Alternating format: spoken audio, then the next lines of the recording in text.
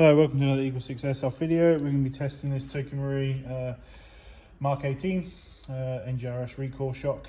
So this one has came in for low FPS was the fault, and we've stripped it down and found a broken piston. So pistons can break for usually there is a timing issue. So for something happens in the gun during operation that creates effectively a some kind of a timing issue or pause in the operation of the piston, and obviously it's effectively like trying to the equivalent of stepping out in front of traffic. Most of the time, the traffic's just not going to stop for you, so unfortunately just carries on going, and that is basically what the gears do.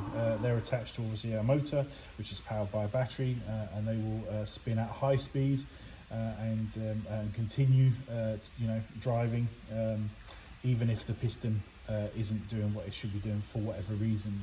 Some of those reasons can be some sort of compression issue, so like a BB jam or blockage, sometimes overhopping. The actual hop unit can cause a blockage, therefore you're obviously then firing on full auto, and the compression is kind of the same thing as when you get you block up your exhaust pipe and the inlet, so the car effectively starts to do weird things because obviously compression. So yeah, it's kind of like a similar thing for this. As soon as you obviously start blocking things up, obviously that then starts to affect obviously how the piston returns, and obviously if it can't return and get to that home position in just the right amount of time, then obviously the gears will stop for no man. They will keep coming back through, and they will pick it up at a weird interval, and then you get what they call premature engagement. The other thing that can happen, because obviously the recoil systems are more complicated, and there's a reason why you can't just take one of these and do it 30 rounds a second, the same as what you would on sort of a normal AEG. And the reason being is obviously the weaker weight in the back here. Yeah, so it's the only thing that separates these from a normal AEG.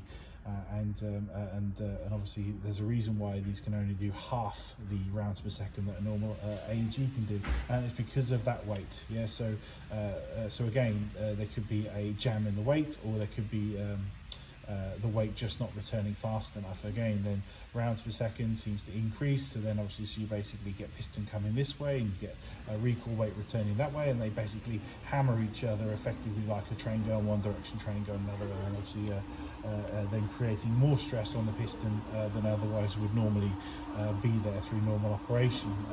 It is just the nature of the beast with these. So we love the recoil. Great pieces of kit and stuff, and obviously you just can't make indestructible pistons. So obviously, unfortunately, something happened that's ultimately then killed the original piston that came with the gun, if you know what I mean. So we replaced it with a Prometheus one. Again, just because it's a Prometheus one doesn't mean that it's indestructible. Under normal operation, there's no reason why it should ever break, right? However, you can never plan around things going wrong with airsoft guns. Yeah, so whether that be introduced from something as simple as a customer putting 11 volt on a gun, that would kill a piston in a heartbeat on a recoil. So if it's that easy to break a piston, yeah, sometimes it becomes really, really difficult to tell exactly how and why a piston dies. All you can do is respond to it, get the new piston in there, if you know what I mean, and then obviously test it, and that's where we are. So we've chronoed the 345 and 260 FPS on 3.2s. We set the hop for 65 meters, and we're getting about 15 rounds a second. So in terms of rounds per second, so that's a relatively safe number on a fully charged battery, so it shouldn't have any sort of issues, if you know what I mean, with regards to timing at that 15 rounds a second. So yeah, so we should be all good and dialed in. So we'll just demonstrate it working now. Just a second.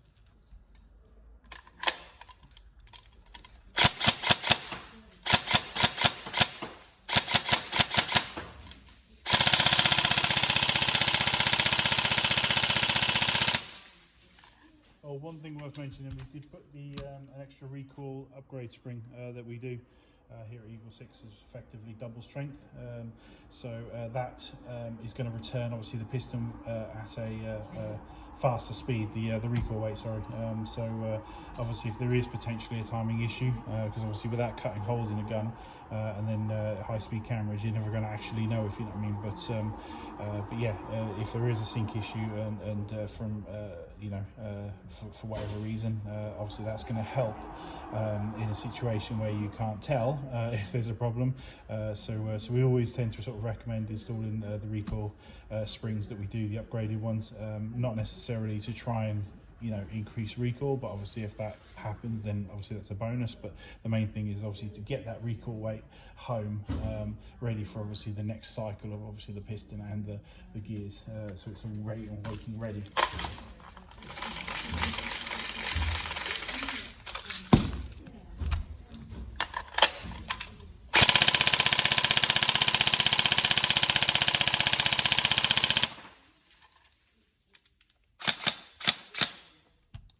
There we go, all tested already, and any problems let us know, but yeah, hopefully you enjoy it, and yeah, I'll see you guys in the next video.